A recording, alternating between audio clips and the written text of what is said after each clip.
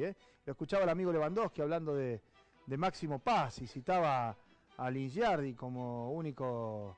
No, Máximo Paz tiene unos cuantos próceres, ¿no? Yo empezaría por Pablo Moto, que es un productor de nuestro medio. Lo nombraría también a Pedro Peretti, que es productor pero de otro tipo, productor agropecuario, ¿no? Chichito Núñez, que tenía la concesionaria Ford en su momento. Mucha gente de Máximo Paz que está por estas latitudes. Después vamos a ver cómo salieron las elecciones Máximo Paz. Bueno, hablando de elecciones, ¿no? Y hablando de presencias, en un rato vamos a estar hablando con Pedro González, que dicho sea de paso sacó 20 puntos más que Rossi, ¿no? Que era el candidato de su partido, candidato del peronismo, más allá del nombre Frente Santa Fe para Todos ellos peronistas, y que sacó más votos incluso que Miguel del Cel, que ganó en la categoría gobernador en Villa Gobernador Galvez.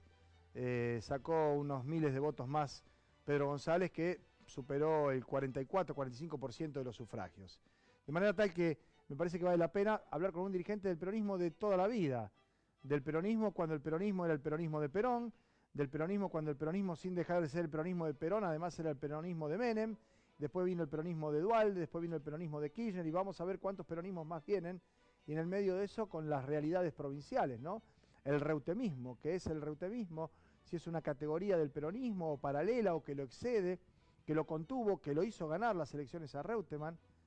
El obeidismo, que es otra categoría, subcategoría del reutemismo, que tiene algunas cosas en común, como por ejemplo algún grado de egoísmo político que se ha visto en estas elecciones, ¿no? Que lo vamos a estar conversando con él en un rato. Pero antes de ir a eso, y en el ámbito nacional, la Presidenta de la República ha convocado a María Eugenia Bielsa, que ganó en la categoría diputados la elección en Santa Fe. Por un par de puntos, casi 35 obtuvo quien fuera vicegobernadora. Y hago la referencia de vicegobernadora porque mire cómo son las paradojas, ¿no?, de la historia. En el día en que la Presidenta de la República conmemora, celebra, recuerda la figura de Eva Perón, con un mural realmente que desde el punto de vista artístico es fantástico, mirando al sur, dijo la Presidenta, para recordar a los obreros que cruzaban los puentes y que iban a las fábricas. En ese mismo día surge la convocatoria para que vaya a la residencia presidencial o a la Casa de Gobierno María Eugenia Bielsa, que una de las primeras acciones de gobierno, si es que se puede caratular como acción de gobierno, cuando asumió como vicegobernadora de Santa Fe, fue hacer sacar de su despacho un retrato que había de Eva Perón, porque ciertamente ella no era justicialista, de más está decir, era funcionaria de la gestión socialista de Caballero tiempo atrás, pero había llegado por la lista del justicialismo a la vicegobernación y sacó ese cuadro.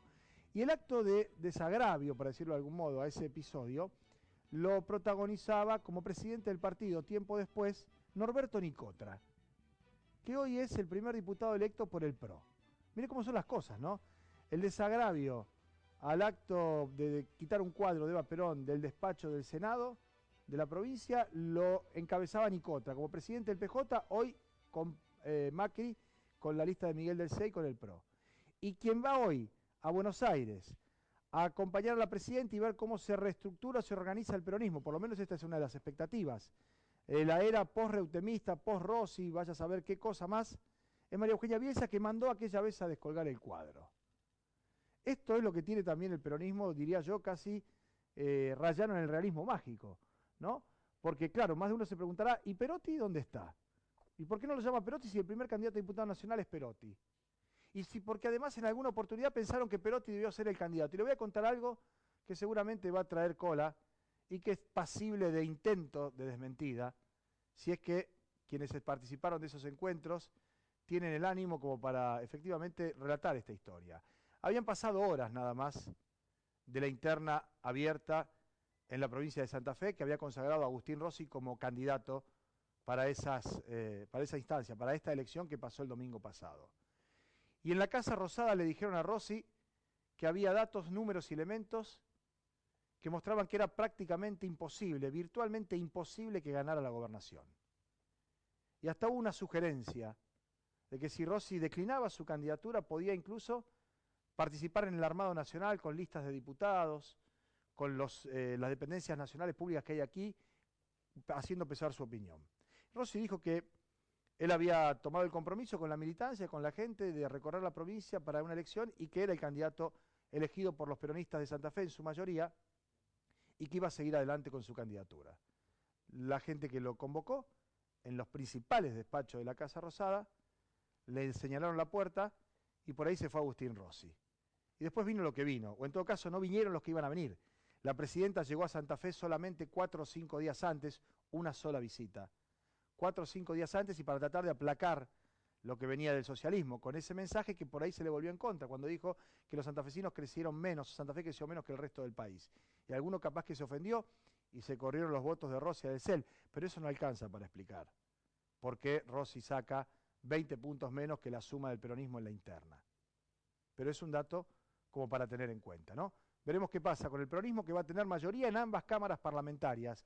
¿Quién va a conducir a la oposición en la provincia de Santa Fe a partir de esta circunstancia? La convocatoria de María Eugenia Bielsa haría prever o nos indicaría que posiblemente sea ella la elegida. Veremos cómo responde el peronismo en Santa Fe, porque una cosa es lo que se decide en Buenos Aires y otra cosa es lo que pasa en el territorio. Y si no, pregúntenle, por ejemplo, al senador Espinosi, senador hasta el 10 de diciembre, presidente del partido, secretario de Carlos Alberto Reutemann, ultra reutemista, diría yo, que el 10 de diciembre se va a la casa.